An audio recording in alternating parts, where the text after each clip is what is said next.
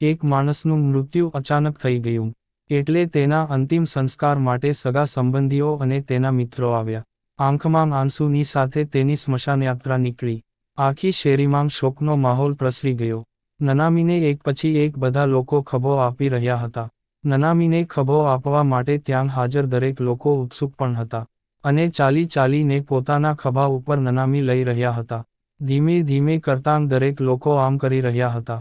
થોડા સમય પછી સ્મશાન આવી ગયું. સ્મશાનમાં અંતિમ વિધિની શરૂઆત થઈ. એવામાં ત્યાં બહાર ઊભા રહેલા બે મિત્રો એકબીજા સાથે વાત કરી રહ્યા હતા. એક મિત્રએ બીજા મિત્રને પૂછ્યું કે આ સ્મશાન યાત્રા આવી ત્યારે તે જોયું કે બધા લોકો નનામીને ખભો આપવા માટે જાણે પડાપડી કરી રહ્યા હતા. બીજા મિત્રે જવાબ આપતા કહ્યું, હા મેં એ દ્રશ્ય જોયું, પરંતુ આ બધા લોકો ખભો આપવા માટે કેમ આટલી બધી પડાપડી કરતા હશે? આ બંને મિત્રો ત્યાં ફૂલની દુકાન પાસે ઊભા રહીને વાત કરી રહ્યા હતા. આ વાત ફૂલ વેચનારને પણ સંભળાઈ રહી હતી, એટલે તે ફૂલના વેપારીએ આ બંને મિત્રોને કદાચ આ વાતની જાણ નહીં હોય, એમ સમજીને તે બંને મિત્રોને કહ્યું કે ભાઈ, તમને નો ખબર હોય તો જણાવી દઉં કે મૃત્યુ પછી શરીરનો વજન વધી જાય, એટલે ભાર ઉપાડવામાં તકલીફ ના પડે એટલે બધા લોકો તેને ખભો આપે. અને બીજું એક એવી માન્યતા પણ છે કે જે લોકો મરેલા માણસની નનામીને ખભો આપીને તેને ઊંચવામાં મદદ કરે છે, તે કામને પુણ્યનું કામ સમજવામાં આવે છે. અને આટલા માટે પણ બધા લોકો ખભો આપવા માટે આગળ આવે છે. બંને મિત્રોએ આ ફૂલના વેપારીની વાત સાંભળી એટલે બંને મિત્રો એકબીજા સામું જોઈને હસવા લાગ્યા.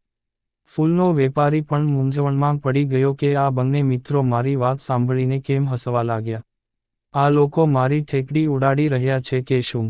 એટલે તેણે પેલા બંને મિત્રોને હસવાનું કારણ પૂછી લીધું. કારણ પૂછ્યું એટલે બંને મિત્રમાંથી એક મિત્રની આંખમાં આંસુ નીકળી ગયા. અરે કેમ, શું થયું? તેને ફૂલના વિક્રેતાએ પૂછ્યું. તે માણસ જવાબ આપતા કહ્યું કે મરેલા માણસને ખભો આપવા માટે બધા સગા સંબંધીઓ અને મિત્રો કેવા પડાપડી અને દોડાદોડી કરે છે. મરેલા માણસનું વજન બધા લોકો વચ્ચે થોડું થોડું વહેંચાઈ જાય એ માટે ખભો આપે છે. આ ખાલી એક વિચાર છે, પરંતુ આ જ રીતે જીવતા માણસની તકલીફ વખતે એના સગા સંબંધી તેઓને થોડો થોડો ટેકો પણ આપવા માંડે તો એ બિચારો આ તકલીફમાંથી બહાર આવી જાય કે નહીં? પેલા ફૂલના વેપારીને આ વાત અજુગતી લાગી. આ માણસના આંખમાંથી અશ્રુ નીકળ્યા છે એટલે વાત કંઈક બીજી જ છે. તેને કહ્યું, વાત તો તમારી એકદમ સાચી છે ભાઈ, પરંતુ તમે રડવા કેમ લાગ્યા હતા? ત્યારે પહેલા માણસ જવાબ આપતા કહ્યું કે આજથી 10 વર્ષ પહેલાની વાત છે, જ્યારે અચાનક મને ધંધામાં ખોટ ગઈ હતી અને આ ખોટની ભરપાઈ કરવા માટે મારે ઘણું બધું જીવનમાંથી ખોઈ બેસવું પડ્યું હતું. આ સમયે મને જો થોડી પણ મદદ મળી ગઈ હોત તો એ કપરા સમયમાંથી મને નીકળતા ઓછો સમય લાગ્યો હતો.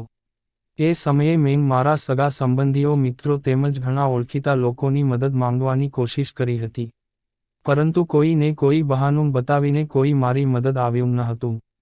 પરંતુ હા, મને ભગવાન ઉપર બિલકુલ ભરોસો હતો, માટે જ ધીમે ધીમે કરીને મને એક નોકરી મળી અને વર્ષો વીતતા ગયા, અને 5 વર્ષ પછી મેં મારો પોતાનો બીજો ધંધો ચાલુ કર્યો.